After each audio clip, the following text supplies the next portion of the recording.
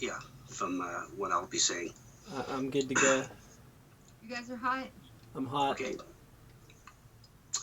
Well, good evening, folks, or good morning, or good afternoon, depending on why we're in this wild world of wide world. Although I guess it is somewhat of a wild world with a lot of stuff happening, some not so good throughout this world. And we're going to be talking tonight about just maybe how energy healing can not only help from a health standpoint, but maybe even from a social standpoint, because there's a lot of healing to be done, on this planet in many regards.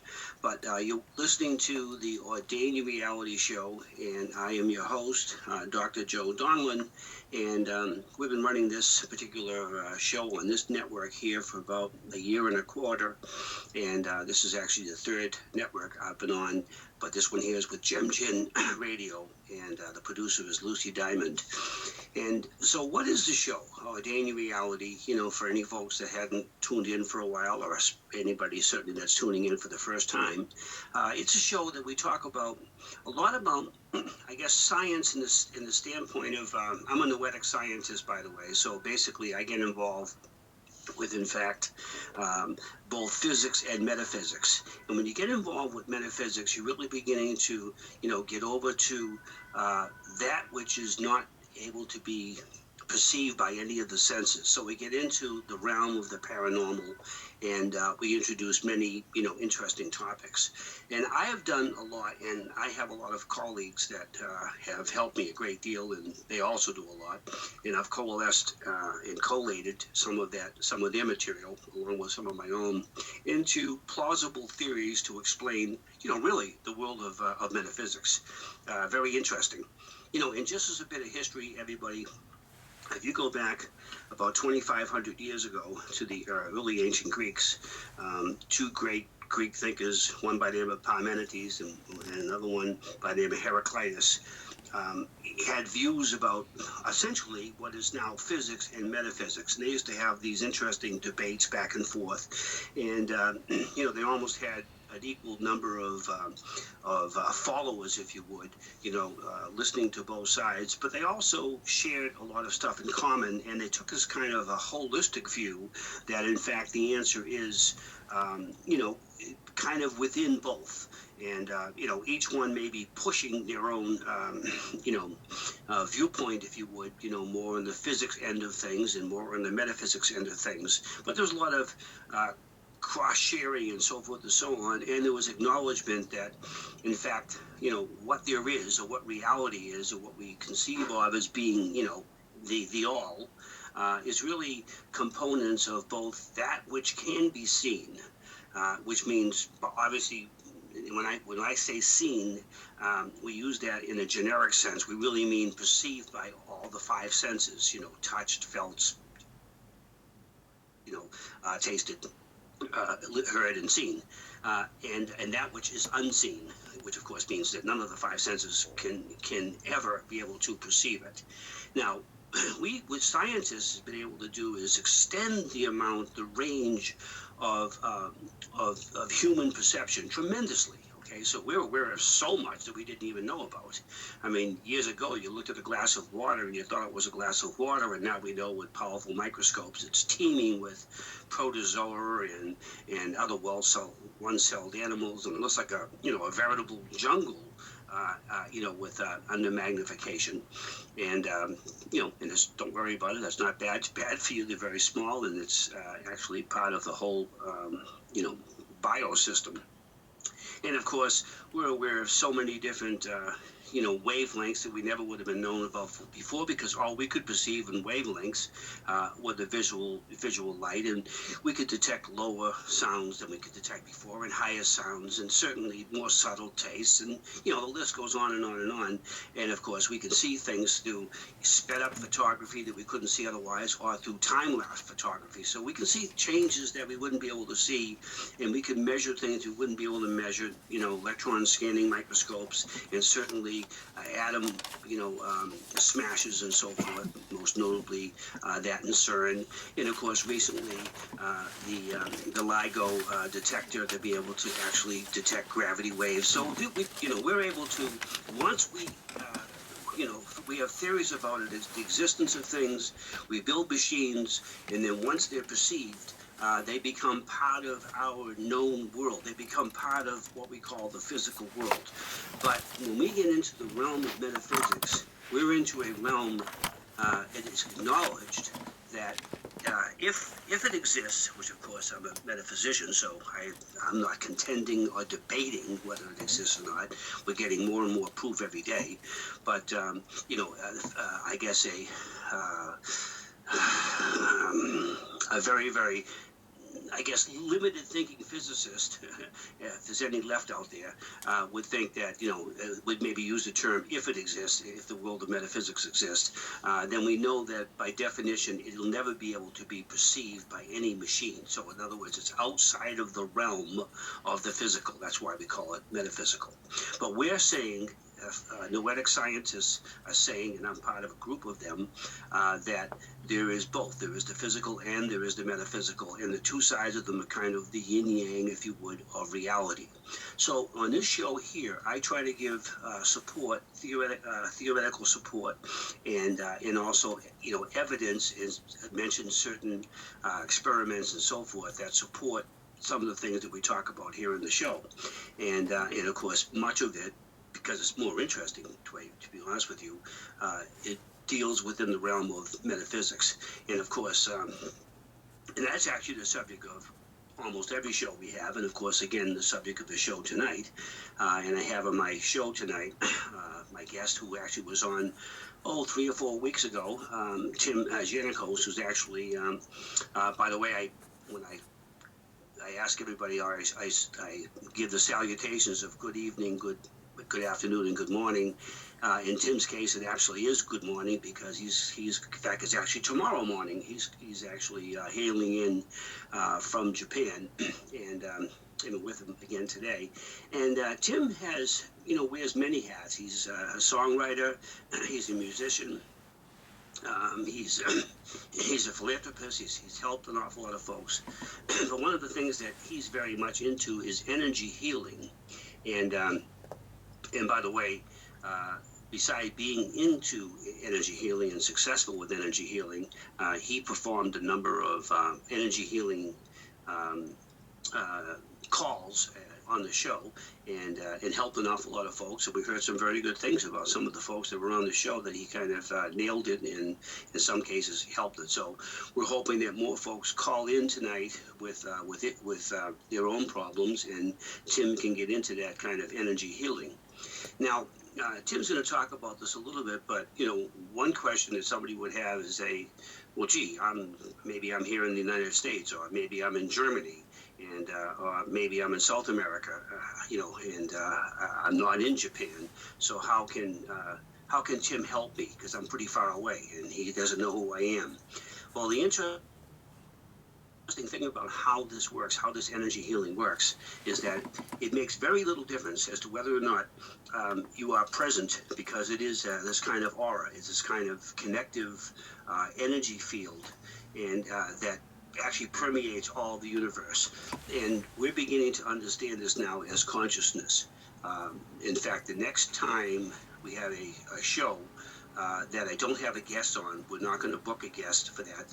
We have guests lined up for the next 5 or 6 weeks. But when we get out to the future, I'm going to do an entire show on consciousness, because it's important to understand what we now know about it. There's much information, much breakthrough information that I want to share with all of you. But in the realm of consciousness, we now can measure this, and I'm talking about measuring this as scientists. That information that permeates, and I mean permeates, the entire universe, and it's instantaneously communicated from one source to another. So we don't need to be local. Now, it stands to reason, if you knew Tim and he had some kind of a deep history with you, and he had interviewed you, and he spent a lot of time with you, and if you had met him, there would be this additional connection. So we talk about the yin-yang between the metaphysical and the physical, and they actually are helpful. So if he had kind of a historical background and actual facts, a lot of the energy healing that Tim does, and by the way, the energy healing that others on the show do, would be that much more effective. However, we can't do that right now. We can't do that. We can't fly our listeners out to Japan tonight, so we're going to have to deal with what we have. But we have at least half of the equation, which is really the energy that's out there, that aura of energy, and it's kind of a morphic. We talk about it as a morphic field that permeates everything. And so I'm so pleased to have Tim on. He's a well-known guest on many radio shows. And as I say, he's a man of many talents. So, Tim, how are you tonight? Sorry, how are you this morning? I know it's like 8 o'clock in the morning, I think, for you, or shortly after that, right? Yes, I'm doing absolutely fantastic. I woke up at 6 o'clock, and now it's 8:15, so I'm wide awake. I took a bath.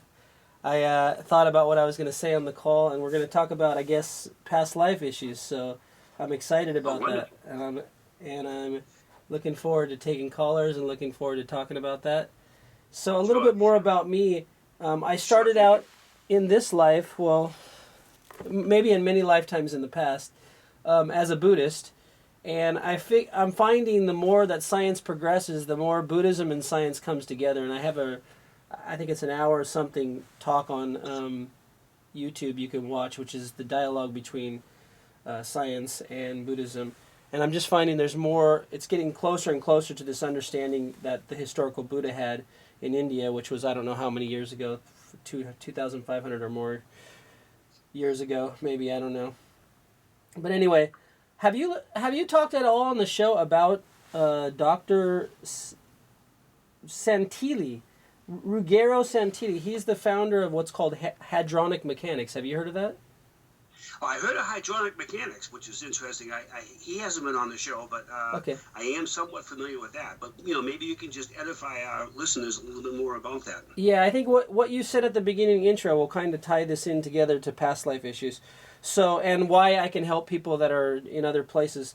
So this guy, Dr. Ruggero Santilli, he founded what's called hadronic mechanics, which is, there's hadronics colliders in all different parts, I don't know, where the world, where they collide hadrons together and they try to make all these different particles and stuff. But anyway, so his science is basically looking at the center of a hadron, and he calls the center of the hadron a super dense medium that's hyperlocal and hypertemporal. So in the past, with all the other science, there was the idea of there's either a particle or there's a wave, and he's gone beyond that duality into this what's called a super dense medium, which I like the word medium because it comes up, there's a lot of different ideas that medium brings to your mind. One is a psychic medium, which I believe I am and a lot of other people are. Actually, everyone is, but they just don't know it. But his theory that the center of the hadron is a super dense medium that's hyperlocal and hypertemporal. What that means is hyperlocal is it's everywhere, and hypertemporal means it's every when, which means it's in the future and it's in the past. So he believes that at the center of this hadron, that's what this super dense medium is. So basically what the historical Buddha discovered is that the essence of our being is that super dense medium, which is hyperlocal and hypertemporal. So we can say we're all infinite beings, or we're all Buddhas. Buddhas means just awakened one.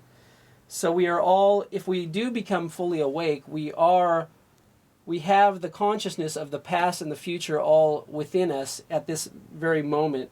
And we're not limited to this one particular spot on the earth that we're at. We can tap into the consciousness on other planets, other solar systems. All that stuff is all within any one's single thought.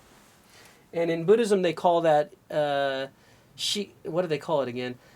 3,000 realms in a single moment in a life moment, or a single thought, which I can't remember the Japanese word for that. But anyway, that's basically a Buddhist concept. But the historical Buddha, when he meditated before they called him the Buddha, he tapped into his past life through his own self-guided meditations. So if you read there's supposedly 80,000 sutras, which are all of his teachings from the time he came out of meditation and decided to go on to teach his own teachings. And these 80,000 sutras are basically all the his stories of his past lives. And one person asked him in his final teachings, or his the Lotus Sutra, which is his penultimate sutra. They asked him when he first attained enlightenment, and he said this astronomical long amount of kalpas, and kalpa is like an eon almost. And so they said, well, how can you do that? Because this planet Earth wasn't even around then. He said, well, it was a mundane planet much like the one we live on today. So he was also saying he's not only able to tap into his past life, but he's able to tap into his life on other planets and be able to gain that wisdom in this life right now. So that's what I'm hoping we're going to do on this call. If we take some callers, we're going to do some tapping into your historical memory, which we all have. It's all in our cellular memory. It's all in the matrix field, wherever you want to know, wherever it is, I don't know, but we tap into it because we're infinite beings. Exactly. And, we're beginning to discover more and more that you talk about, reincarnation earlier.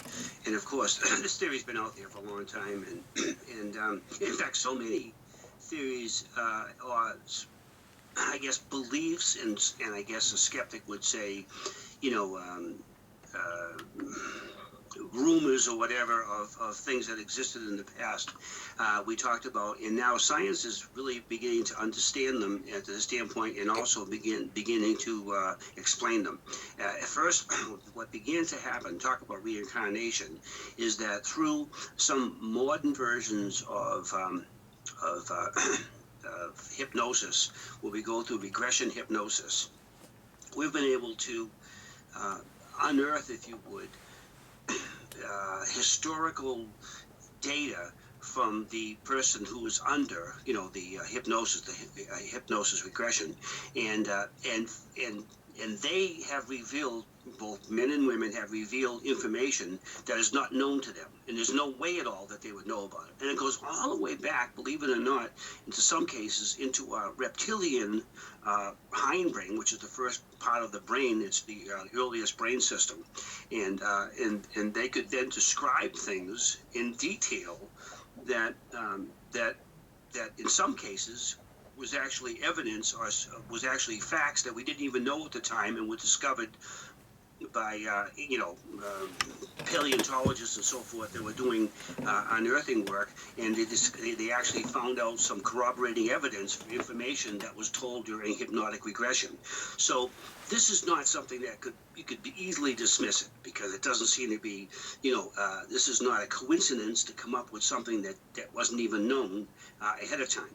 So that we seem to have this kind of connection, and whether or not it is through our DNA, because the DNA may have these morphic fields associated with it, or it's through this collective unconscious that we as beings are able to tap into. We're not sure, as science is not sure, we as scientists are not sure how it is, but we are no longer doubting the veracity that we bring with us these background information about archetypes. And Jung was the first one to really break the news on this, which he goes all the way back to basically the time of Einstein, when he was forwarding some of this and breaking the news on some of these things, and we understand them a lot better now. So it is very interesting, and to have somebody say that things like reincarnation are nothing more than old wives' tales, or wherever they want to say, and poo-poo it. You have to be very careful about that now, because there's so much more evidence to support at least something that we don't have any other explanation for, and that's why some people have a certain predilection for a certain way of behavior, and then during these past life regressions, they find out that, they're actually have within them, a certain persona that actually had this type of a personality. So, there's just a lot of evidence, and there's no other reason, there's no other better explanation than reincarnation, honestly, for some of that. So that's interesting. In terms of the science of it, hadrons themselves are very, very small elements, quarks and so forth, and they're elements that the very, very smallest pieces. People think of atoms, and then they think of within the atom, they think of the nucleus of the atom. And of course, the nucleus of the atom is made up of smaller stuff, and they call them quarks. And the quarks fall into a number of different categories, and hadrons are one of the different categories. Also, they could be baryons, and they could be. I talk about that an awful lot in my books and how they all kind of hang together. And I know this is kind of technical information, but it's kind of interesting because this is as far down as we get.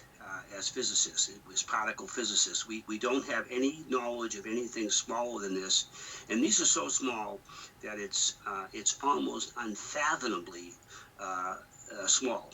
And just to give you an idea of comparison in terms of the size of these things, you have to know that there are as many atoms, for example, in a grain of sand than there are grains of sand on a very, very large beach. Yet the nucleus of an atom is so small that you could blow up an atom to the size of the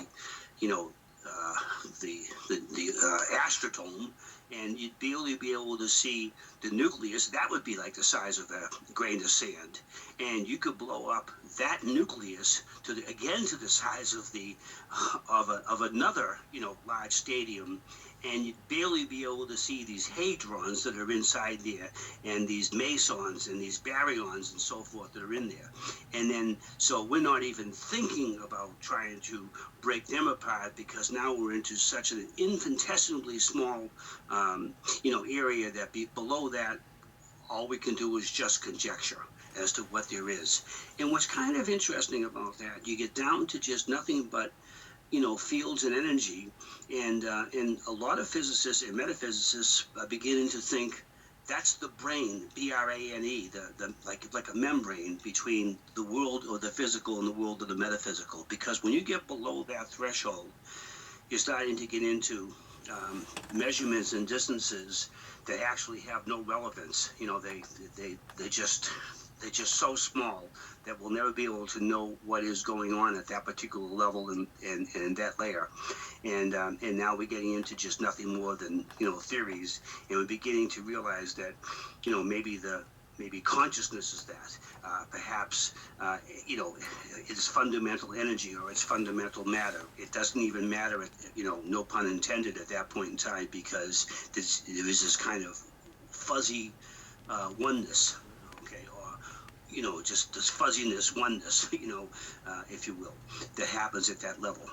So it is interesting that he talked about, hadrons in this discussion.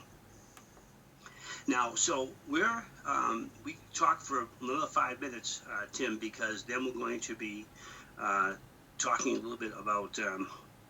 We're going to be taking a break, and then we'll be maybe taking some callers coming in with additional questions, or wanting to get into some past life regression themselves, or talk about all of this. Great. So I first started studying past life regression when I was, I think it was in the early 90s. I read the book Many Lives, Many Masters by Dr. Brian Weiss. Yes. And I've since then tried to find I read that last year. Oh, good. It's a great book. Yeah, it is. So I read many of his books after that too, but I tried to find someone who did that in my area in Orange County, and I couldn't find it at the time. Now there's so many people doing it because there's so many people learning hypnotherapy. But I still, to this day, have not worked with a hypnotherapist to do my past life regression yet. I had invited many on my radio show to do it, and they said they don't want to really do it on a radio show. And they said, because I'm not with you, next to you, I don't want to do it. But I said, I'll have an assistant with me, so if they need to revive me or whatever you need to do, they can help you. And they still didn't want to do it. But so what I've used mostly is I found this book when I was in the mid-90s in the Huntington Beach Library, which was called Past Lives, Your Past Lives, I think it was called. And the beginning of it starts with using a pendulum. So I started using a pendulum to ask questions. But over the last 5 or 6 years that I've learned energy healing, I use mostly muscle testing. So I learned with muscle testing or with pendulum use, you can ask any question you want. And once you find the answer that you're looking for, which I can do really quickly now, you can clear any memory or any anything that's stuck in your body, you can clear it really easily. And we're going to get into that later after we take callers, how we do that. But you can combine almost any energy healing modality that I've learned many: body code, emotion code, theta healing. I can't remember all the different names. But you can combine those with any memory that comes up from past life, and you can work on those. So the good thing is, whether it's provable or not, to me, I don't really get into, because what happens with my clients is they have all kinds of issues, and we go into their past life and we clear what's needs to be cleared, and all of a sudden they're over those issues. And to me, that's what's important. Whether it's true that they really went into their past life, or they went into someone else's past life, or it's cellular memory, or whatever it is, I don't really care, because all I care is that they had a fear of dark closets, and now they can go in the closet and change their clothes, and it's not a problem. So that's really the key. Yeah. Did you mention that? Because they say the proof is in the pudding, and we have that. There's so many different types of energy healing that's going on. There's faith healing that's going on. People can do it through meditation. They can do it through prayer. They can do it by changing their attitude about things. And we're beginning to find out more and more in traditional medicine how important attitude is, and how really what kind of a role it plays in the healing. In fact, we discovered this in the 50s with the whole, testing of things, introducing a placebo. And we were just alarmed and surprised, the scientists were, that people were getting a reaction from just taking this totally inert little sugar pill. And then we got more and more into it, and we understood how powerful, mind over matter is. So people that believe in this, and I know you're a certified emotion code practitioner, and emotion is such an important part of the process of improving something, healing, or whatever it is, or changing a habit in going in a benign way. And in fact, maybe you can just give us a little bit of background on your certification on emotion code practitioner, because we talked about that when we were on the show a little bit over a month ago, and I know that that's an important element of training. Yeah. Dr. Bradley Nelson, the founder of the Emotion Code and the Body Code, which is part of the same... Emotion Code is one little part of the Body Code, which Body Code's more deep into it. He discovered this he was a chiropractor in Orange County, my hometown of California. And after working with so many clients, he closed down his chiropractic clinic and started training people all around the world, because he realized he doesn't need them to come to his office. And so all the people he trains pretty much work on people through Skype or phone call. Most of my clients are in the U.S. and I'm in Japan, but his emotion code is so easy to learn, because it's just a little graph, which I'm going to actually, because I'm making a video of this, I'm going to put it on YouTube so people can actually see the graph. Here is on my video. It's a little box of 60 emotions, and he broke it down into columns A and column B, and then he broke each of those columns into rows, 6 rows. So you can quickly, when I first started learning this, you would have to ask, is this emotion in the B column or the A column? You get a yes or no with muscle testing. And then you go, okay, if it's in the A column, is it an odd row? And you get a yes on that. Is it an even row? You get a no. And then you go, is it 1, 3, or 5? Because it's an odd row. And then you get a yes on one of those and the no on the other 2. And then in each of the boxes, there's 5 emotions. And you just ask which one of those is, and one of them will give you a strong muscle test and one won't. So that's how the motion code works. And he has a book out, which the ebook I think is like $9. I don't know how much the regular... Actually, I think the printed book and the ebook is the same price. But he said if you were to be on an island in wherever, and this book were to float up on the shore, you can pretty much heal most of all your problems, because emotions are about 90% of everything that we work on in the body code. So the certification program is really good too, because you can do it online. You don't have to go to any classes. So there's videos you watch, and then there's tests you take, and then you have to work with like about 30 clients. I think 10 in person and 20 you can do by proxy, which is long distance. And you have to work on, I think, 5 or 6 pets. So we work on animals, we work on people, and then you send in all your results, and they give you a certification. And it's a pretty easy certification to get. And it's getting more and more expensive. I got it when it was less expensive, but I think it's like $300 or $400 now to get a certification. But you have to go through all this. I think it's like a 6-month program. But it's really good for people who want to learn energy healing and they're anywhere in the world and they don't have to. Like for me, I was in Japan when I got the certification, so I was doing it while he was in. I think he lives in Utah now. So anyone can do it anywhere in the world. You can learn it really quickly. But if you just buy the book, you can pretty much learn it. And if you don't want to get the certification, and you can just learn it with the book and do healing on yourself and other people. That's for $10. It's pretty cool. You know, what's interesting, I mentioned, I guess we're really up against the break now, so I'll describe this afterwards. I'm going to talk a little bit about what science's position is on this once we discovered and verified that, in fact, the placebo effect was real. Science then had to come up with a theory to be able to support that because, you know, obviously we need to come up with something to support the evidence that we had clearly that was coming up in these tests. So I'm going to talk a little bit about the whole realm of science that deals with immunology, which is kind of an interesting branch of medicine concerned with how emotions affect our whole immune system and so forth and so on.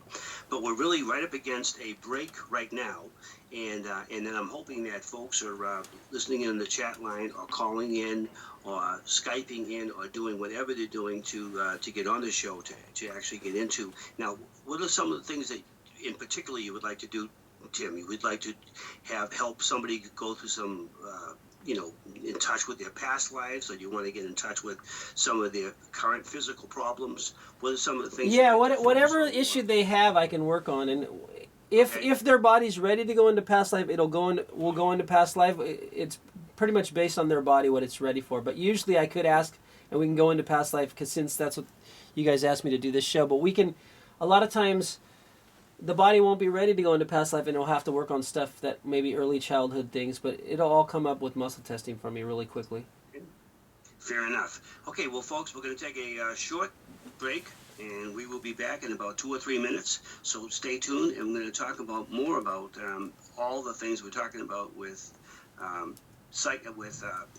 with healing, and then also with past life regression, and also just some of the things that are involved with your, early life and how that can affect your health today. So stay tuned, and we'll be right back.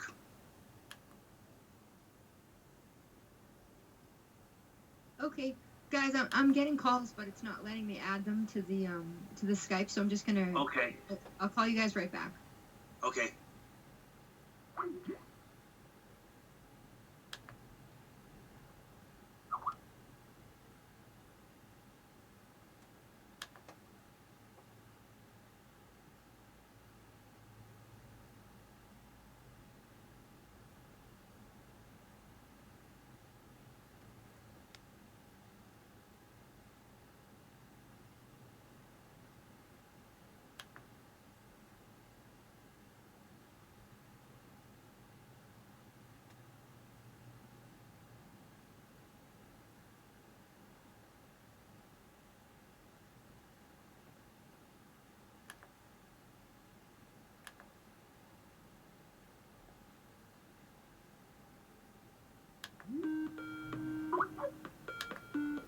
Okay, I'm here.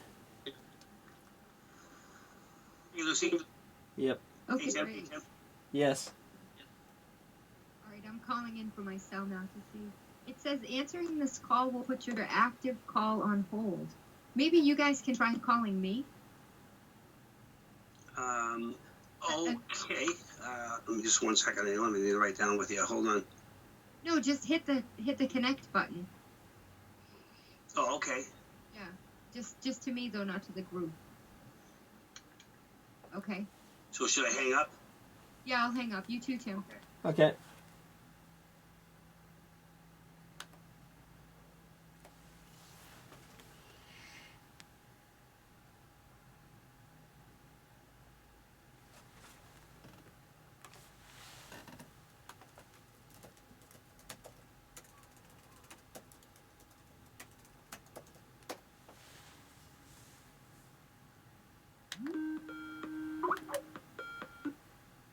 Okay. Hi, Tim. I'm Hello. here. Okay. You there, Lucy? Okay. Did that work better? I'm checking it now.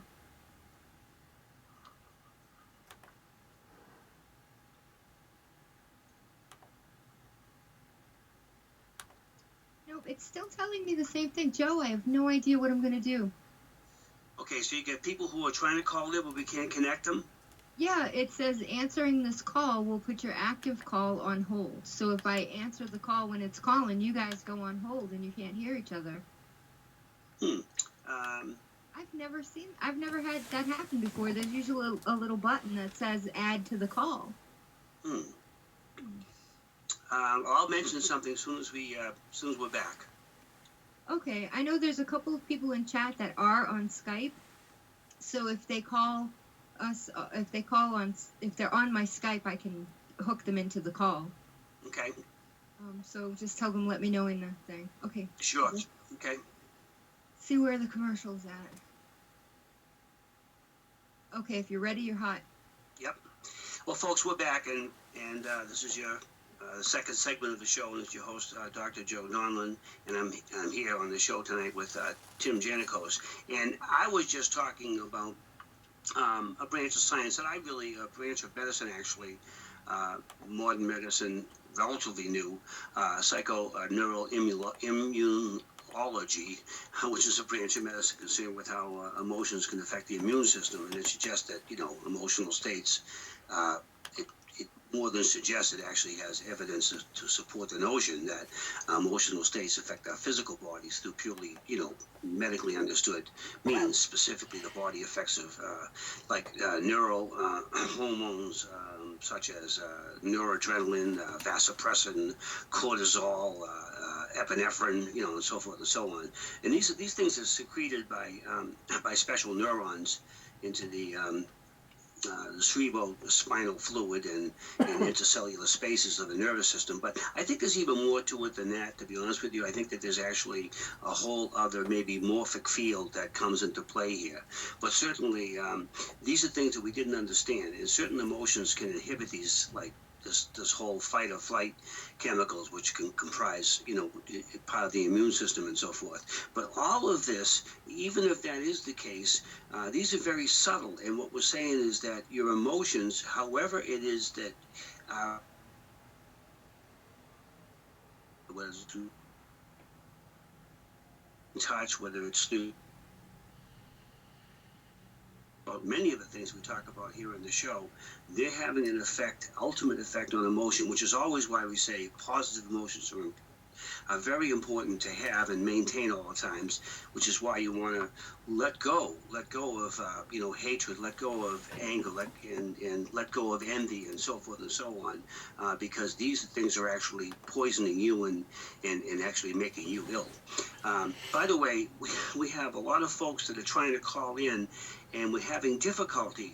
The studio is getting the message, which we never saw before, that if they accept those calls in, they're going to unfortunately disconnect Tim and me on the particular call. And we were trying to figure that out on the break while we were on the commercial, and we don't understand. We tried to do a few different things. We've never seen this before, and I'm sorry, but that's one of the problems sometimes you have with live radio. However, there also are a few people that are on the chat line that have access, that also have questions, that are trying to get on and have access to Skype, and maybe we can get them in on the Skype method as opposed to phone calls coming in. And I do apologize to you folks that are out there trying to call in. We're working on the problem.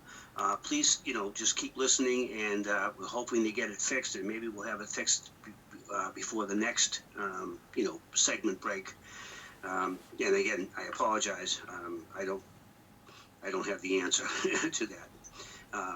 But anyway, so I guess we're going to try to call some of these phone numbers back and see what we can do. But please stay tuned and keep listening, and we'll do the best we can to get you on the show. But Tim, so short of that, we're going to get some other people in there, in terms of, your studies and what you've been able to do with how important emotions are, and how they affect the outcome of things. Why don't you talk about that more from, your training, because I'm talking about them a little bit more from, the Western science viewpoint on that. Okay, so Dr. Bradley Nelson, the chiropractor that founded the Body Code and Emotion Code, he believes these emotions are little balls of energy that are stuck in your body. Sometimes when you go through an emotion, it passes through your body, and your body, I can say, digests it or does whatever it does with it, and it clears it out. But sometimes the emotion's too strong and it gets stuck in your body, and it becomes this like little ball of energy.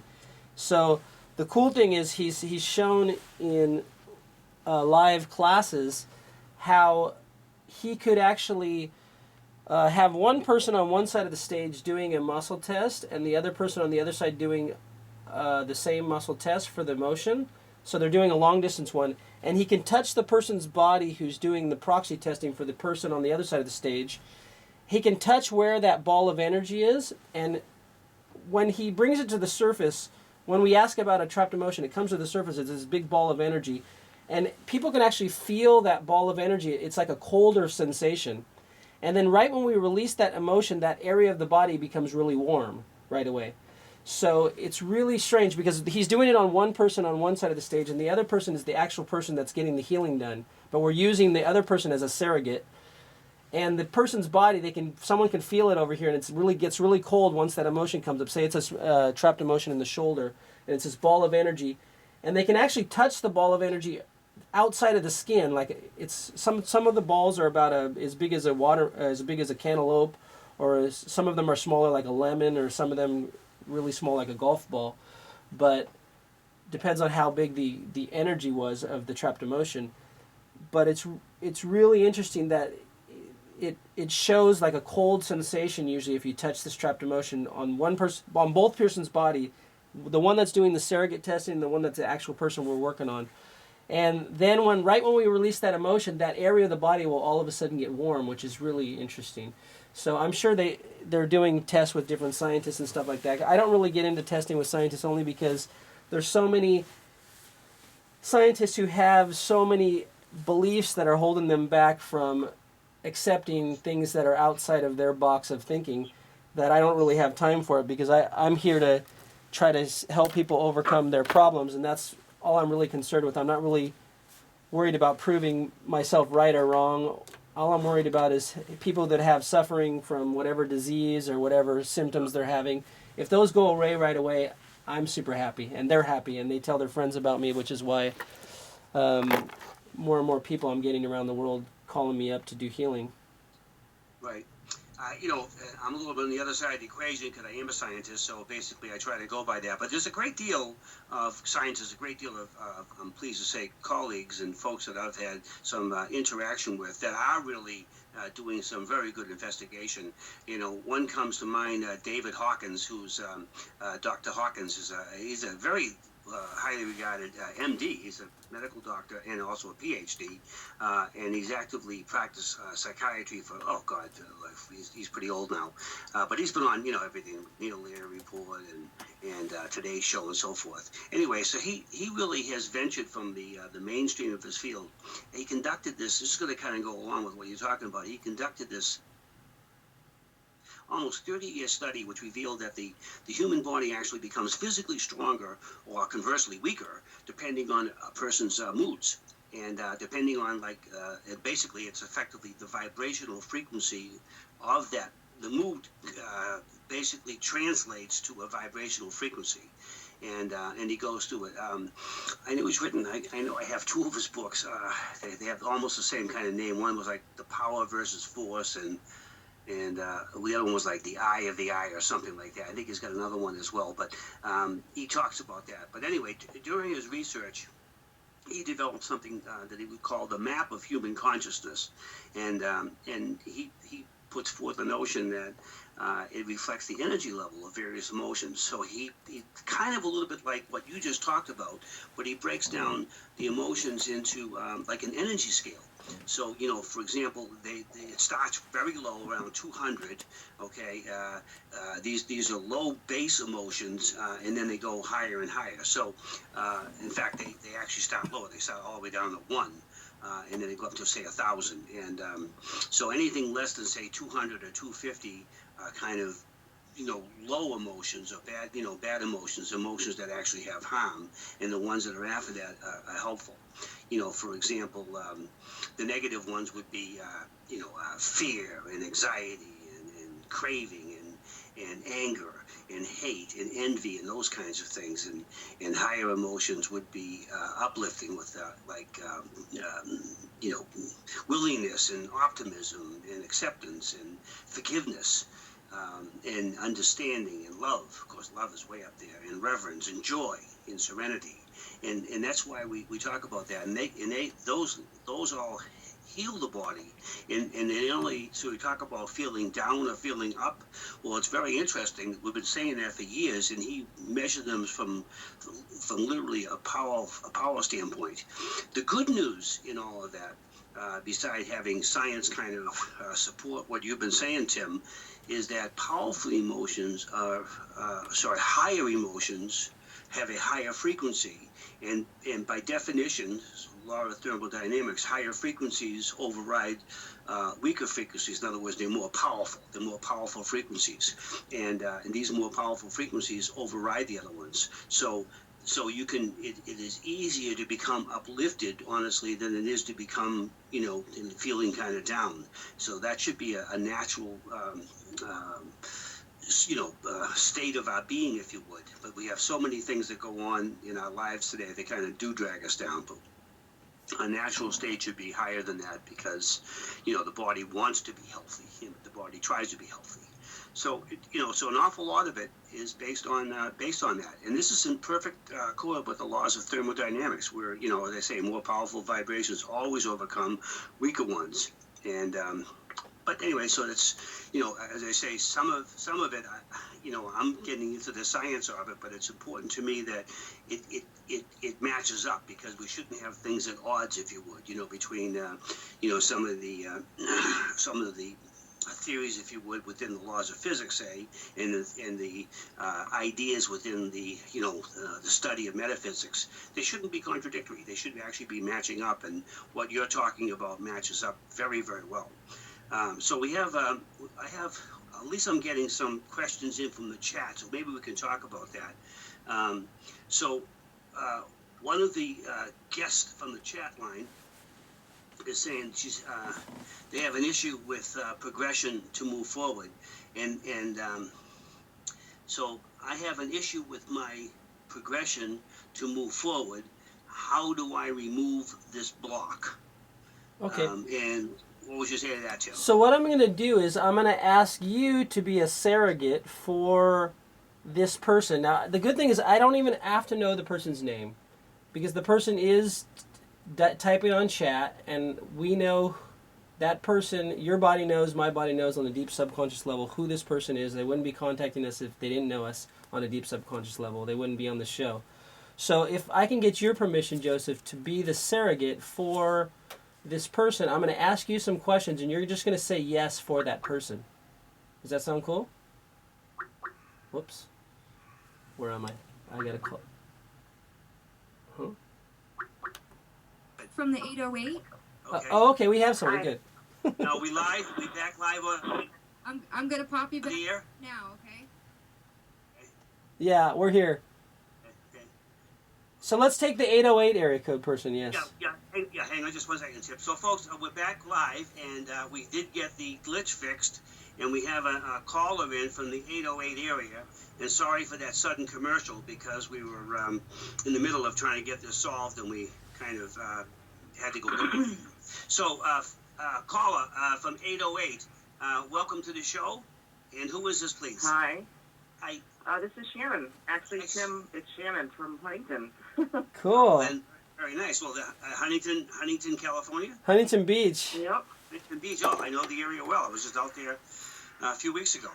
Surf capital of the world. Welcome to the show, Sharon, and you're on, of course, with Dr. Joe Donald, but also Tim Janakos is going to be answering, I'm sure, your question tonight. And what's bothering you, or what's on your mind? We have another caller. Actually,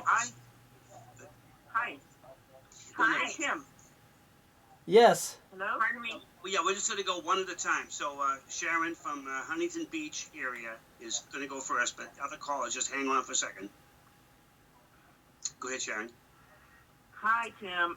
It's actually Shannon. Not Shannon, yeah. I'm sorry, Shannon. Yes.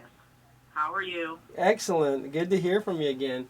So, what's one issue you want to? know. What's one issue you want to work on today? Well, I guess it's mostly my anxiety. Okay. That's the hugest thing. Okay. The cool thing is, when I muscle test for your body says it doesn't belong to you. So, it doesn't really. We were going to go into some past life issues. We go into past life issue with you, but right now, this anxiety. Everywhere you haven't been willing to claim, own, and acknowledge that you are psychic and that you are able to pick up all the energy of all the people's issues around you, would you be willing to destroy and uncreate anything that wouldn't allow you to perceive, know, and be and receive your true power? Yes. Well, Shannon, you might want to shut the radio off in the background, or whoever has the radio on in the background. You might just put it on mute for the time being. Okay, it's probably the person in the 208 area code. If someone can mute the 208, I don't know if there's a way to mute them. I'm good. Okay, good. Okay. So Shannon, your body's, once again, just if you can say yes. If you don't understand what I say, that's okay. I'll have you listen to the replay. I'm going to put it on YouTube. You're going to understand what I said, because a lot of times when I say these clearing processes, it'll get to the deep subconscious level, and you won't hear what I say until after you go back and listen to the replay. So once again, everywhere you haven't been willing to claim, own, and acknowledge that you are a psychic being and you can pick up all the energies of other people, and everywhere you haven't been willing to be, know, perceive, and receive your true power so you can send that back to them with full awareness, would you be willing to destroy and uncreate at all times of Buddha zillion? Absolutely, yes. Right and wrong, good and bad, all nine, pod and pock, shorts, boys, and beyond. Okay, so for people listening the first time, I'm doing a little access clearing. I have like 20 different modalities I use, but lately access consciousness has been the one that's been coming up all the time to use, which is just a set of verbal processing. And you could go on my YouTube videos. I have many of them. You can learn about them because we don't have time to really go into what it means. But the good thing is anyone on the line who listens to this and says yes along with Shannon, what I just said is a clearing statement after that clears that out of her. So I should have asked you, Shannon, on a level of 1 to 10, when you first called in your anxiety level, what was it at the time when you called in, if you can remember? 10 being the worst, 1 being not at all. Oh, probably like 6. Okay. So did you notice it go down a little so far? It has gone down a little, yes. Good. Okay.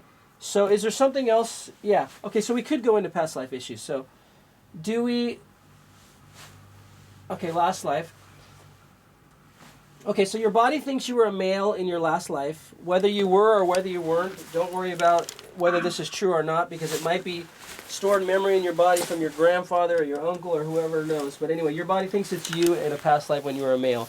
So, okay. So your body thinks in this lifetime you had the option to be really famous, but you were like stage fright all the time. So every time your body thinks you're scared from stage fright, it's actually, for most people, it's your body doesn't understand the difference between excitement and fear.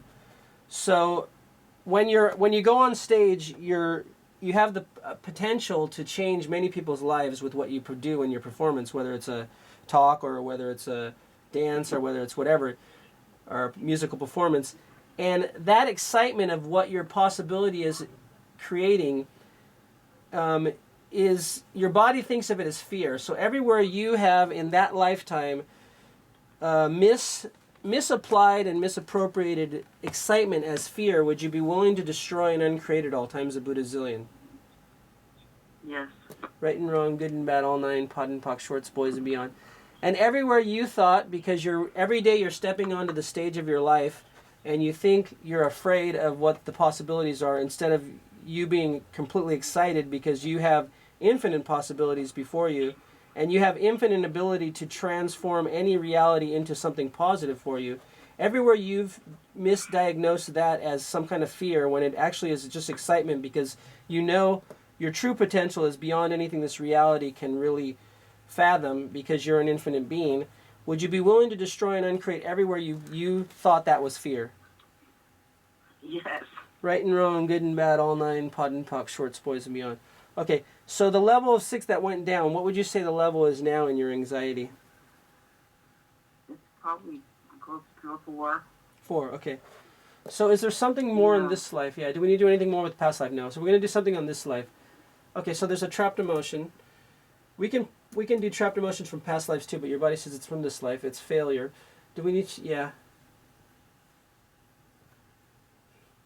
Again, I'm asking things quietly. And folks, just what the ones that are still on the line, 208 and 732, just hang on. We will get to you. Okay, so between the, if you can remember, Shannon, between the age of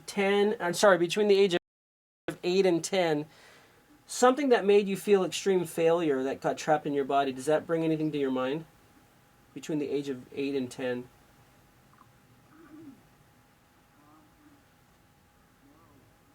No. Okay.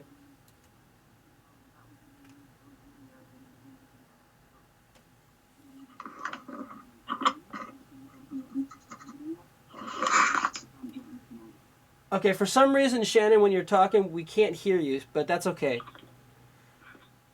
All of a sudden you got really quiet, but that's okay. So if it does bring up something for you, that's cool. If it doesn't bring up something for you, that's fine too. What I'm going to do is I'm just going to release it, because after I release it, you'll probably have a dream about it and it'll clear all this stuff out. So I'm just going to release all this. Do we need to know anything more now? Releasing all this trapped emotion of failure from around the age of 8 to 10 in her body, mind, spirit, energy system, and wherever else she has it. Is this all going? Yeah. Does she have anything else like that? No. What would you say your level now is? It was at a 6, it went down to a 4. Has it gone down more than that now? It actually has. It's way down, probably a 2 now. 2, cool. So how does it get any better than that? So tell me on Facebook or however you get a hold of me in the next couple of days and see if it goes down to a 0. And every time you start feeling like you're having this feeling of, what was it? It was anxiety. What you're going to want to say is, who does this belong to? And when you ask that, your subconscious mind knows it doesn't belong to you, because you're picking up all the energy of all the people around you that have anxiety, and they're picking it up from other people. And you're an infinite being, and you can do anything you want in this lifetime. You can transform this lifetime any way you want to do it, because I have complete faith in you, and you'll have complete faith in yourself when you realize I'm right. So just keep at it, and you're going to be fine. That's awesome. Thank you so much, Tim. Thank you, Shannon. Thank you, Shannon. Okay, we're going to take the caller on. We're going to take the caller on 208 next. So I don't know if studio, if you have to unmute 208, but I'd like to take the caller on 208, and we're going to get to the caller on 732 after this. But can you caller on 208? We can pick them up right now. Hello. Hello. Hello. Yeah, you're on the Ordain Reality Show. Welcome to the show. And who is this, please? This is Janine. I'm sorry, I didn't catch that. Janine. Janine, okay. Janine, welcome to the show. And Janine, what is going on with you tonight? Oh, I'm just interested in past life. Cool. Okay, so Janine, is this the one that David Bowie wrote the song about? Janine. Yes. Okay, good.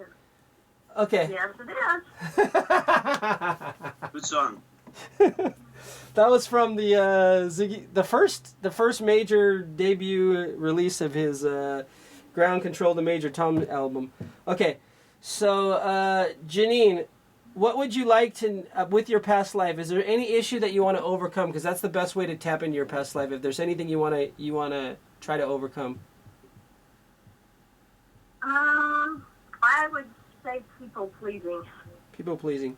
Okay. So my name is Janine. Does she have an issue with past life about this issue? Yeah.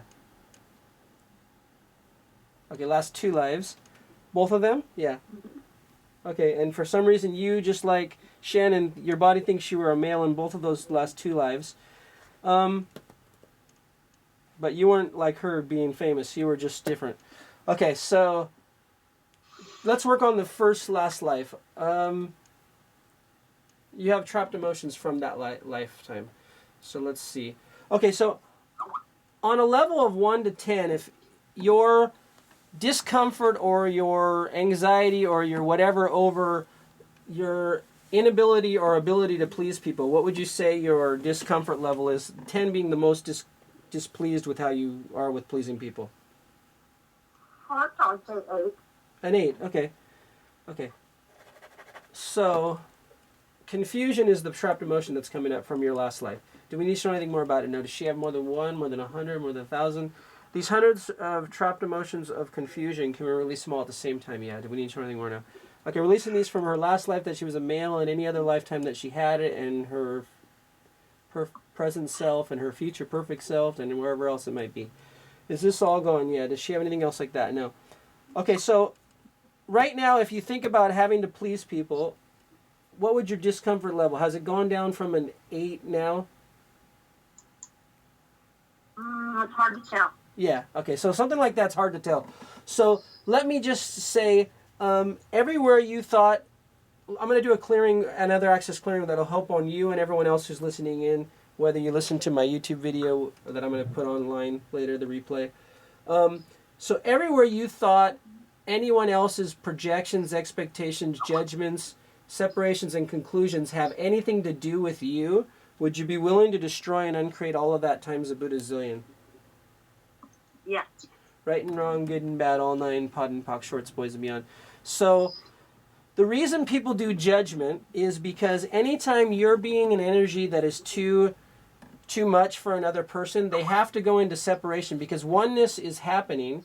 And what it means is, what he was talking about, the frequency of different energies. If you take 2 glasses of water and one glass of water is vibrating at a higher frequency than the other glass of water, the higher frequency, the one that at the lower frequency is going to have to raise its frequency up to the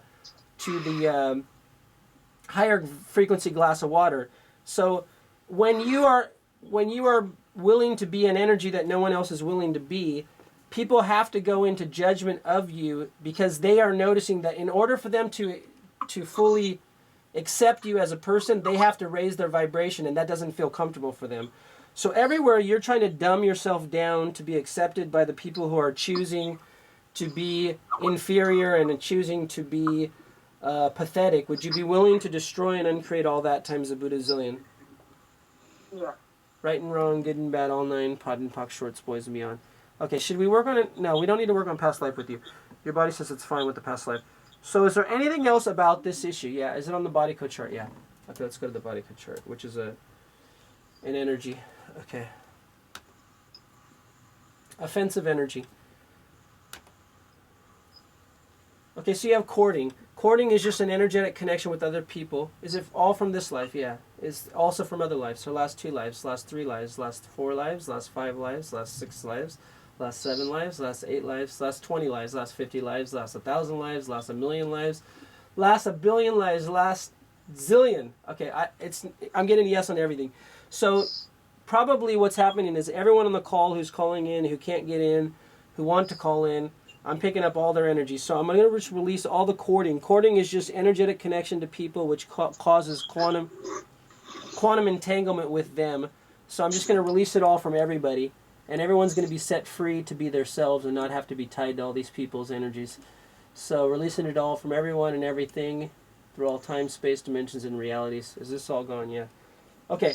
So since you can't really give us how you feel, if it's changed, how do you... Just generally, did you notice any shift in anything I just did right now? I did. I'm a lot calmer. Cool. Okay. So that's good. So you're going to probably feel over... Just drink a lot of water today, and for the last caller, drink water. And for everyone who's listening in, whether I help you or not, you're going to get clearing if you said yes to any of those things, or if you're just open to releasing something, it'll usually clear something from you too. So just drink a lot of water and know that everything that comes out, it's going to help you feel better. So that's all I think we should do for you today, Janine. Okay, thank you. Thank you. Thank you, Janine. That was Janine from Idaho. Idaho. And we have a caller on the line from New Jersey. And caller from New Jersey, are you, can you hear me? Yes, I can hear you. Very good. Well, welcome to the show, Ordain Your Reality. And let us know your name and what's going on with you tonight. My name is Stacy. Hi, Stacy. Hi. And I wanted to ask about past life regression and a deep sadness that I've always had for most of my life, or for all that I can remember, even being a young child. Deep sadness. Very interesting. That's an interesting one, Tim, and Yeah. I'll let you take that. Perfect. So Stacy, on a level of 1 to 10, 10 being the worst sadness you can possibly feel and 1 being almost nothing at all, what would you say your level of sadness usually is, or now it is? It varies, but it's normally always pretty high. Like, it's pretty deep. Okay. Yeah, and Tim, let me just ask Stacy a question. Stacy, well, this sadness that you feel, you don't have a specific reason for the sadness. It's just this general feeling of sadness is what you're saying. I just want to be clarifying that, as opposed to being sad about a specific thing. Is that correct? Correct. Okay. Correct. Okay. I've had it since as long as I can remember, and I used to joke around and say, yeah, I was born sad, so I don't know. Interesting. Very interesting. Okay, so if you can just even though you can't come up with a number now, if you can just, while you're thinking about this sadness, give me a number. What this does subconsciously for you, it allows energy to come to the surface and clear. So just, if you can think 10 is the worst sadness you can possibly feel and 1 is almost no sadness at all, what would you give the number of the sadness right now? Probably about an 8. Okay, so what I'm getting is, it wasn't actually, well, it is related to your past life, but it is related to when you were in your mom's womb. Can I tell her right now? Yes. Okay, some people aren't ready to hear it right away, so you have to do some clearing before I can tell you, but your body says I can tell you. Have you ever heard of what a vanishing twin is? Yes. Okay, so you were a vanishing quintuplet. Or you weren't the vanishing. Wow. You had 4 siblings in the womb with you when you were conceived. So obviously your mother probably wasn't the size body that can handle giving birth to 5 babies. So the other 4, 2 brothers and 2 sisters, they all made a pact with each other to come back in another lifetime, and they left you behind, so you felt abandoned in the womb. So that's why you think you were born sad, because your gang of 5, which were with you in other lifetimes, decided they didn't want to be smashed into womb altogether, especially a womb with no view. So everything that brings up for you, would you be willing to destroy and uncreate at all times a Buddha zillion? Yes. Right and wrong, good and bad, all 9, pot and pock, shorts, boys, beyond. And everywhere you thought them leaving you in the womb had anything to do with you as being unwanted or unloved, would you be willing to destroy and uncreate at all times a Buddha zillion? Yes. Right and wrong, good and bad, all 9, pot and pock, shorts, boys, and beyond. And everywhere you haven't been willing to fully love yourself, knowing that the only one that needs to really love you is yourself, and you don't need other people to love you, would you be willing to destroy and uncreate at all times a Buddha zillion? Yes. Right and wrong, good and bad, all 9, pot and pock, shorts, boys, and beyond. Okay, so do you have any pets now? Pets? Yes. Yeah. How many pets do you have now? Oh gosh. 2 dogs, 2 rabbits, a cat, and then my neighbor's cat who thinks he belongs to us because he's always at our house. Yeah.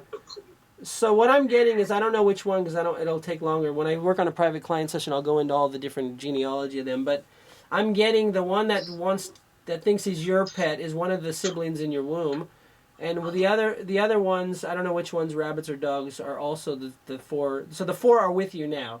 So everywhere you thought they abandoned you, and they just probably were your pets in another lifetime, and they came in the womb, and they realized, oh shit, we're gonna be a human. I don't want to be a human. That's boring. So they decided, okay, she's going to be born as a human. That's cool. She can take care of us, and we can just be lazy house cats or dogs that get walked and whatever. She can clean up our shit, and we don't have to do that. So everywhere you thought they abandoned you, instead of deciding to come back with you as pets, would you be willing to destroy and uncreate everywhere you thought they abandoned you? Yes. Right and wrong, good and bad, all 9, pot and pock, shorts, boys, and beyond. So now that you know the 5 siblings are all with you now, how does your level of 8 feel now? I guess it's less somewhat. It's confusing. Yeah. It's not something I expected to hear, that's for sure. Yeah. Okay, so But it's definitely besides interesting. besides being, whether it's true or not, there's no way to prove it, and I don't ever worry about whether it's true or not, because this is cellular memory, or it's wherever the matrix field is giving it to it. I'm getting a muscle test. I'm in Japan. You're in another part of the world. It doesn't matter. I'm getting this energy, whether it's true or not, whether you really were with 5 siblings or whether these were really your pets in the last life and they came back to be pets and they decided they can't be your siblings in a womb. Whether any of that's true, it doesn't really matter. What matters is what happens when we do this is it clears a bunch of stuff. So I believe it's true just because I've been doing it so much with so many people. But I think also all beliefs are limitations, because all beliefs cut off all the infinite possibilities of what else is possible. So it could be something totally different than what I imagined and what I'm getting from your muscle testing, but that's what I'm getting. So everywhere you... what I'm getting also is this sadness a lot of it doesn't belong to you. So everywhere you're picking up this sadness from other people or other pets or other beings or entities, would you be willing to send it all back with full awareness? Yes. Okay, right and wrong, good and bad, all nine, hot and pock, shorts, boys and beyond. Is this all behind her? Yeah. Is there something else we need to do in past life or anything else like that? No. Anything else about the womb issue? No. Okay, so can you just try to give us a number? Is it still an 8 or is it a little bit lower? It's a little bit lower. Would you say it's a 7 or a 6 or a 5 or a 4 or a 3? Probably 7. Okay, cool. So it's gone down from an 8 to a 7. Is there something else that would bring it down even more? Yeah. Is it on the body code chart? Yeah. Okay. The cool thing is these numbers are totally, whether it's an 8 or a 7 or it's just totally your imagination. Just like I find actually after I work on a bunch of clients and I look back at what I did with them a year ago and I said, did you remember when you had this problem and this problem? They're like, I didn't really have that problem, did I? And yes, I'll even show you the email. You said you were addicted to chocolate. You could not stay away from chocolate. And they're like, I don't even care about chocolate anymore. I'm like, yeah, but that was your issue. And they don't even believe me that they had the issue of chocolate. And they have to ask their relatives. They say, did I really like chocolate? Yes. You fucking ate everyone's chocolate in the refrigerator. You couldn't stay away from chocolate. So people like I don't even know what's real anymore, because this reality, even a scientist trying to explain what this reality can't really explain whether we're sleep waking or wake sleeping or we're dreaming this. Sting has a song called it says, perhaps the dream is dreaming us. I don't know if I woke up this morning and I'm really on this call. I might still be dreaming. I might, we might all be in this lucid dream that we think is a reality. I don't know. But all I know is that these problems, once they go away, people almost forget they ever existed. So you might call back on one of my shows, which you can call into my show, it's called Major Tim to Ground Control. Maybe call in a month or 2 from now and you'll go like, I was working on sadness, I don't even remember that.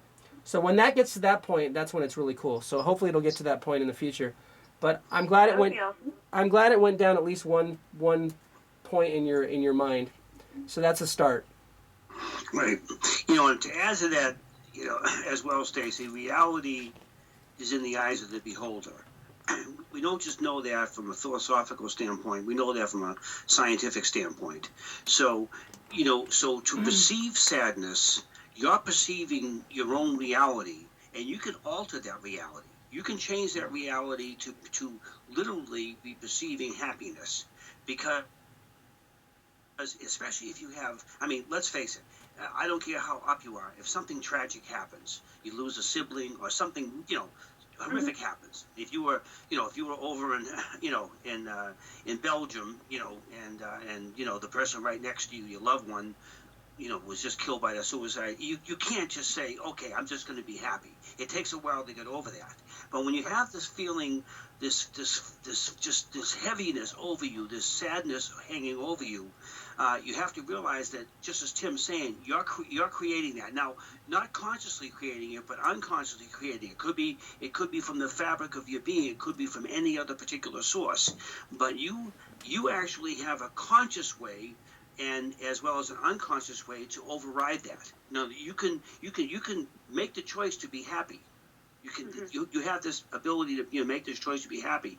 And Tim's been dealing with some of the root causes of the unhappiness, which is very interesting. That's the first time I had heard that theory, but it makes an awful lot of sense.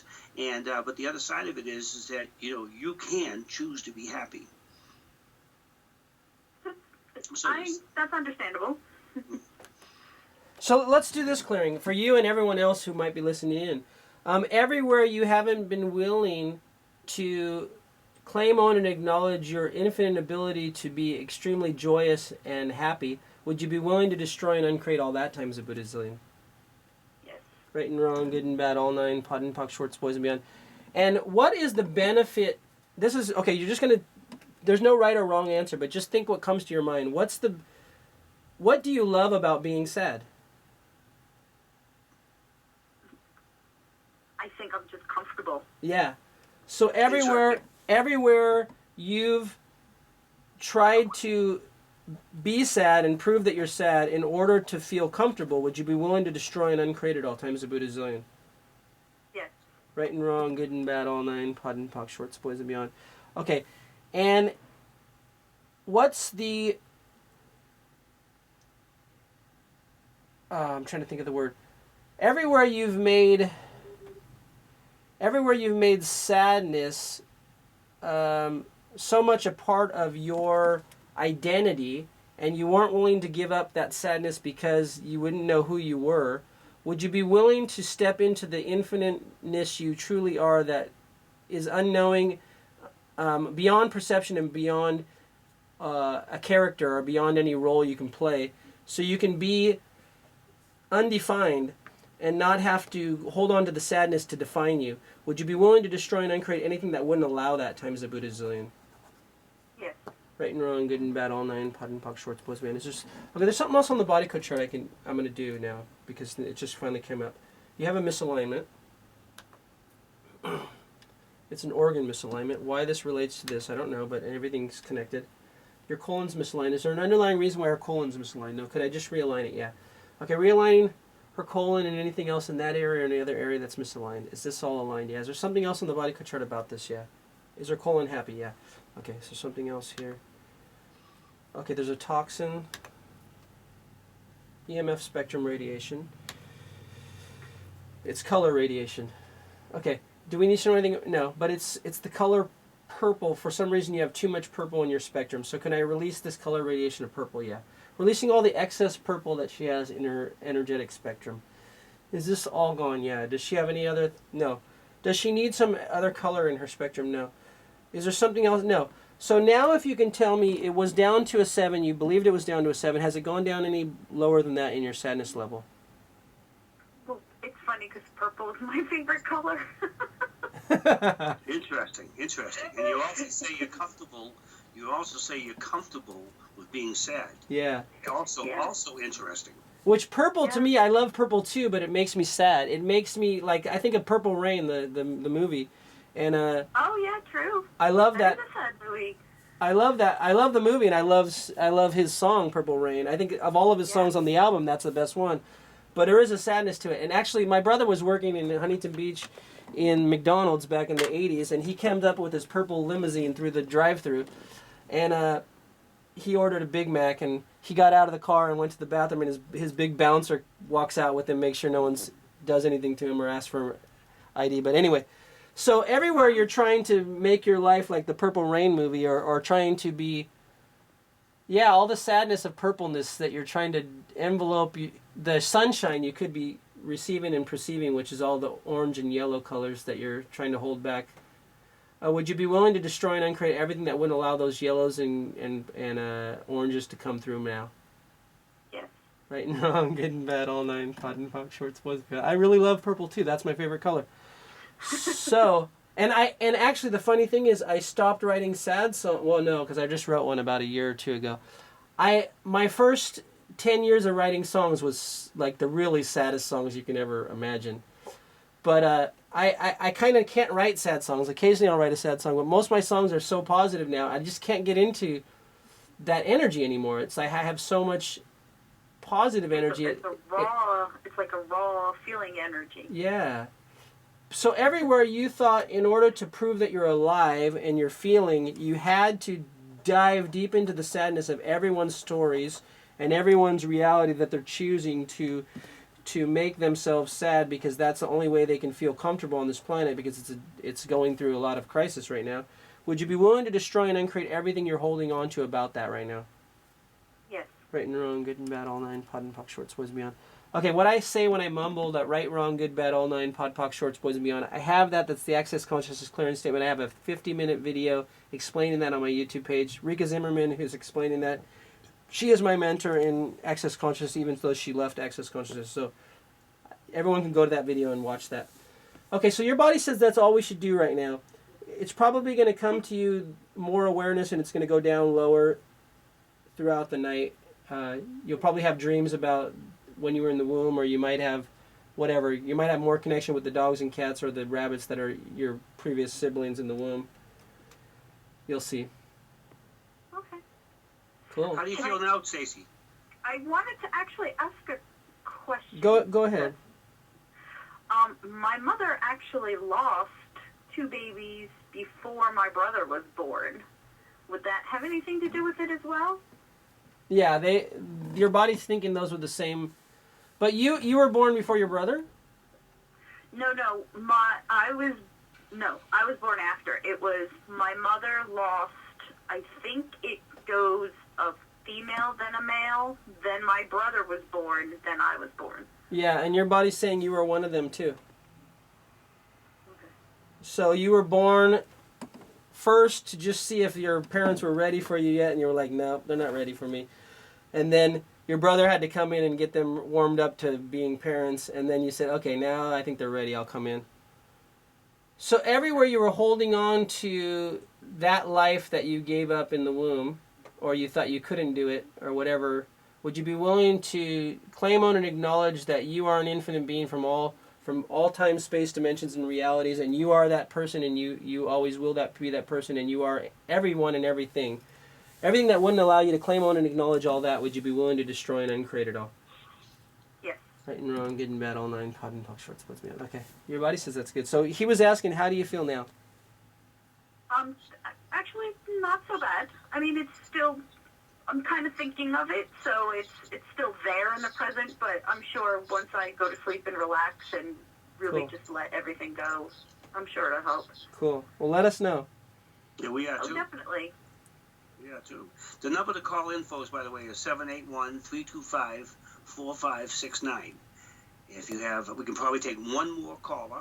Cool. Otherwise, we can just talk a little bit more about what we talked about, as well as, Tim, to let folks know different ways to, look at some of the material you have. And I know it's quite a bit out on YouTube and on the website and so forth and so on. Let me give some of my websites, if I could. Sure. So my website for my radio program, which is twice a week, it's every Wednesday it's Wednesday evening, 10 p.m. New York time, and Sunday morning, 10 a.m. New York time. So I'll have a show tomorrow. I'm going to Hawaii for 10 days, so I don't know if I'll be doing any radio programs. Well, I'm actually doing a radio interview. I'm getting interviewed on Andrew Aloha's show, which is actually in Arizona, the first day I get in Hawaii.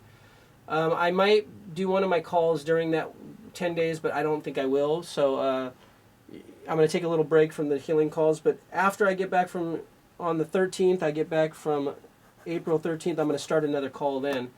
So my radio program is Blog Talk Radio /Major Tim to Ground Control. And I decided to call it that after calling it From Time Without Beginning for about 3 years. I decided to, about 3 months before David Bowie died, I decided to use one of his songs ideas in my radio show, and then he died right after that. So I guess I was tapping into his. I didn't know he had cancer. No one knew he had cancer except people. I didn't either. Yeah, that was tragic. Which is crazy because he had cancer for a while and he didn't. Well, I got that he was choosing to leave. That's why he wrote his last album was all about leaving this planet. So he was choosing cancer, and a lot of people choose cancer to leave, and they didn't want to be helped because he could have called in my radio show and I probably would have helped him. But anyway. He didn't, but he was. Yeah, I bought his last 2 albums just the last weekend, and I listened to them on a road show. And his song Lazarus and his song Black Star are both talking about what I believed he was. He was a walk-in, and I'm also a walk-in too. We can probably talk about that on another call. But have you ever had anyone talk about walk-ins? No. Well, why don't you give us a quick description of that. So my theory of why David Bowie is a walk-in is most people will go through being addicted to he was addicted to heroin and also to mostly to cocaine, but he also did a little heroin back in his Ziggy Stardust days. And he was able to leave his producer, he was able to leave his wife, he was able to get over all of his addictions, and he was able to live longer than most people in the rock and roll world live. And what happened is he wanted to kill himself. That's why he was an addict, and he was trying to kill himself. But he made an exchange with another soul to take over his body. So that's why his music changed, everything changed. And his interviews after that also totally changed, because if you listen to his interviews from the time of when he was doing Ziggy Stardust and before Ziggy Stardust, the things he would say on those interviews and the things he said right after that are almost completely opposite. In a few of his interviews, he said, "I used to be a Buddhist monk," or he said, "I was a Tibetan monk." And every time he said that on an interview, the interview person would kind of go silent for a while, and then they would just change the subject. So he never ever said anything about that. So what I got in tapping into his body is he was a Tibetan monk, and he came into the body of David Bowie when he wanted to kill himself, and he was able to turn him around.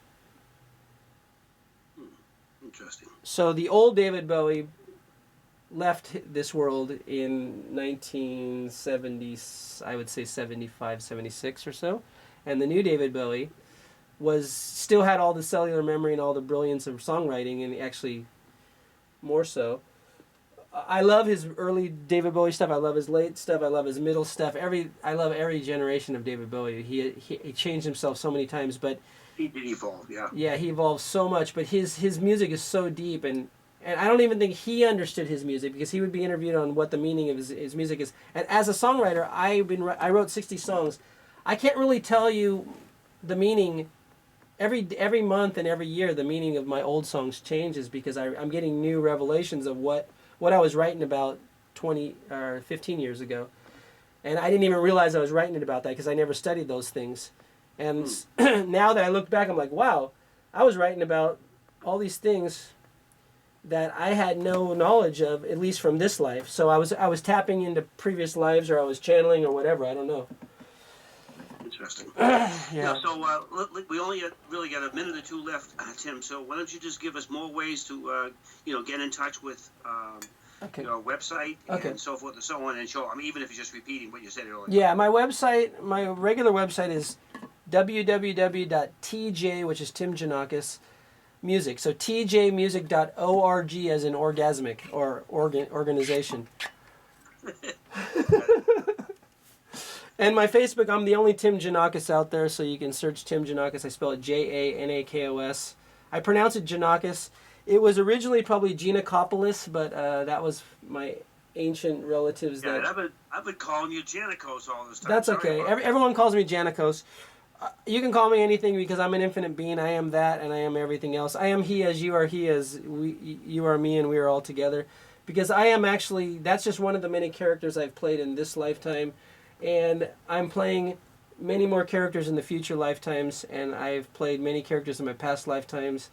And it's all this oneness that we all are. So I am Joseph Dolan, too. And I am Lucy Diamond. I love it. So I was just actually going to see who my guest is for next week, but if I do that, I'm going to lose track of what else I'm doing here today. But that's pretty much a wrap for tonight, folks. And you're listening to, of course, or you have listened to, the Ordain Your Reality Hour. And of course, our guest tonight was Tim Janakos. No, Janakos. Janakos. I'm gonna ingrain that in my head. Janakos. Sorry about that. And Tim graced us again tonight. And Tim, we have to have you back on again. Cool. Next week. Off next week. Good. So next week, I'm going to be talking about. I think I'm going to be talking about consciousness if we don't have a guest next week. But anyway, it's always an exciting show. We may have a guest. I may have misunderstood.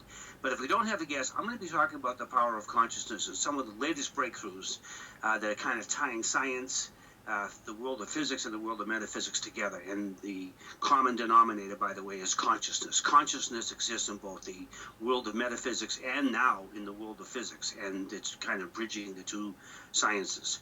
And of course, obviously, that idea or that notion is behind an awful lot of the things we talked about tonight, and the reason that Tim is able to, Janakos is able to tap into the folks that were calling in. Tim, thank you so much. Always a pleasure. You're a great guest, and we hope folks out there, and I know you actually had, some good vibrations you sent out to all the listeners with their problems, and of course they can reach you at JK Music. TJ Music. TJ. TJ Music for Tim Janakos, music.org.orgasm. And so obviously they could do that, as well as, of course, look on YouTube for some of your, YouTube videos as well. Yes. So I welcome you folks to do that, and we'll announce too when Tim is back on again. In the meantime, folks, have a great week, and have a great week yourself, and a nice show tomorrow night, Tim, and thanks again.